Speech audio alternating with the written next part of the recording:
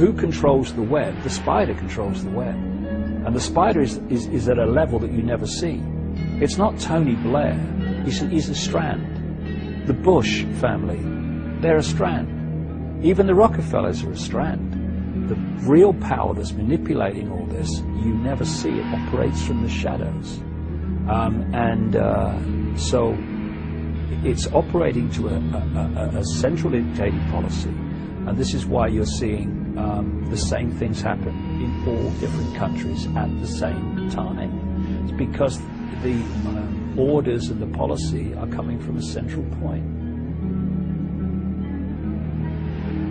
We can work on the level of banking scams, political scams, manipulated wars, manipulated 9/11s, and we should, because we need to know that. But if that's all we're doing in terms of communicating knowledge, then basically we're operating in a cycle of this is the problem, but how the hell do we get out of this? We will never know how to set ourselves free until we understand the nature of who we bloody well are. How do you set yourself free when you don't even know you are? How do you set yourself free when you don't even know the nature of reality that you're living in and manifesting and making happen without your knowledge that you're making it happen? You can't. So alongside the information about, the 5 sense level of this conspiracy, if you like, we have to just as powerfully, I would say more powerfully, communicate the nature of reality and how we are creating our reality and how we are allowing it to be created for us by having ourselves programmed with certain beliefs, certain perceptions and all the rest of it all the time. The two must go together, otherwise, we're never going to get out of this.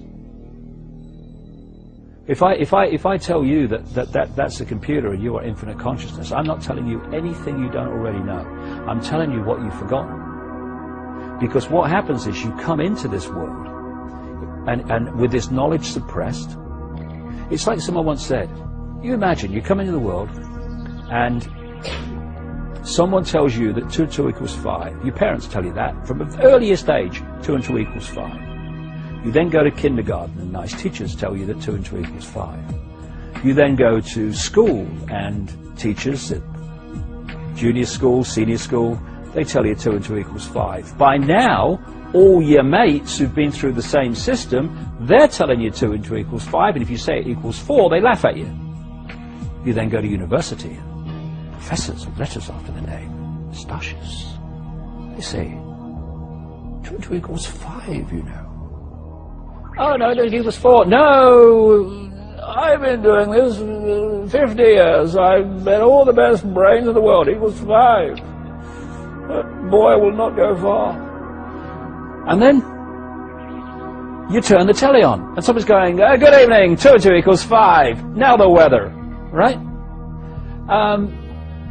There's a good chance that you'll go through the whole of your life believing 2 and 2 equals 5, but it still equals 4.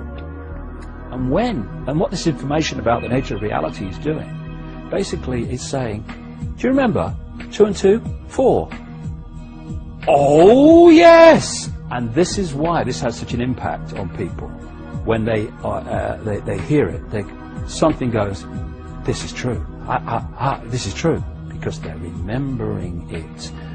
We are in a world in which the vast majority of the population is in an amnesic state. They are in a hypnotic trance because they have been implanted with false information about themselves and the world ever since they arrived.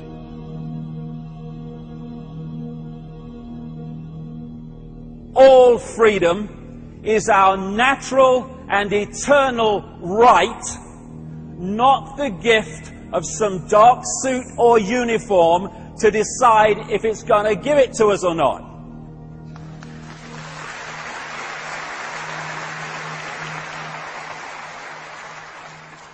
And so this is also not a day for being intimidated and frightened by this big brother crap and all these goons in uniform who seek to impose someone else's will upon us.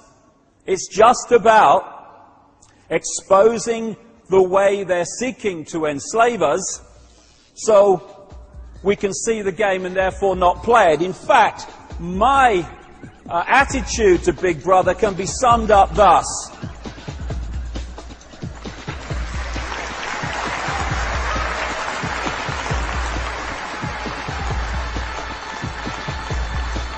Oh, Big Brother, oh my God! God, sod that for a lark.